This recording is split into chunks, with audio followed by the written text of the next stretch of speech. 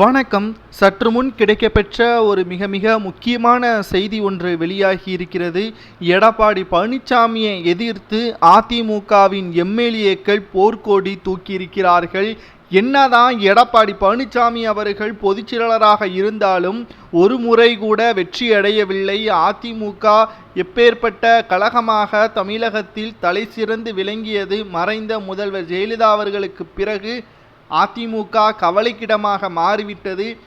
ஆலோசனை கூட்டமாக இருந்தாலும் சரி, செயற்குழு கூட்டமாக இருந்தாலும் சரி, எடப்பாடியின் பதவியை பாதுகாப்பாக வைப்பதற்கு மட்டும்தான் கூட்டம் கூடுகிறதே தவிர வெற்றி அடைவதற்கான வழி என்ன, மக்களிடம் திட்டங்களை கொண்டு செல்வதற்கான வழி என்ன, பிரச்சாரங்கள் கூட்டங்கள் நடைபெறாமல் எடப்பாடி பழனிசாமி அவர்கள் தன்னுடைய பதவியை பாதுகாப்பாக வைத்துக்கொள்வதற்கு நாடகமாடி வருகிறார் என்ற பல குற்றச்சாட்டுகளும் அதிமுகவின் எம்எல்ஏக்கள் முன்வைத்து வருகிறார்கள்.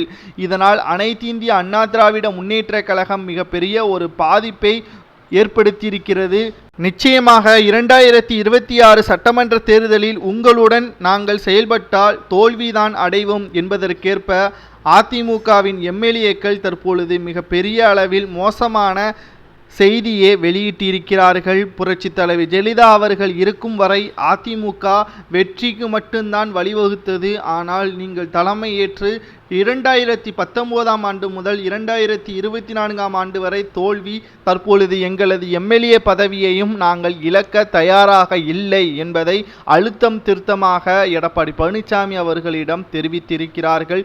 இதனால் 25 எம்எல்ஏக்கள் அதிமுகவிலிருந்து விலகுவார்களா அல்லது எடப்பாடியை நீக்குவதற்கான அடுத்த கட்டத்தை நோக்கி செல்வார்களா என்ற மிக பெரிய அளவில் குழப்பங்கள் அதிமுகவில் வந்து கொண்டுதான் இருக்கிறது. எடப்பாடிக்கு அப்படி என்னதான் கோபம்? சசிகலாவையும் ஓபிஎஸ்ஐயும் மீண்டும் அதிமுகவில் இணைந்தால் ஒன்றிணைந்த அதிமுகவாக வந்துவிடும். தொண்டர்கள் மிக சிறப்பாக வேலையை செய்வார்கள். 2026 சட்டமன்ற தேர்தலிலும் ஆட்சியை கைப்படுத்தி விடலாம். ஆனால் எடப்பாடி எதற்காக தயங்குகிறார், என்ன காரணம் என்பதுதான் தற்பொழுது வரை அதிமுகவின் தொண்டர்களுக்கு மிகப்பெரிய ஒரு கோபத்தை ஏற்படுத்தியிருக்கிறது. பொதுச் செயலாளர் பதவியை தக்க வைத்துக் கொள்ள வேண்டும் என்றால் அதிமுக தோல்வி கூட அடையலாமா என்பதையும் அவர்கள் நேரடியாக கேட்டிருப்பது சரியா என்பதை உங்களது கருத்துக்களை கமெண்ட் வாயிலாக கூறுங்கள்.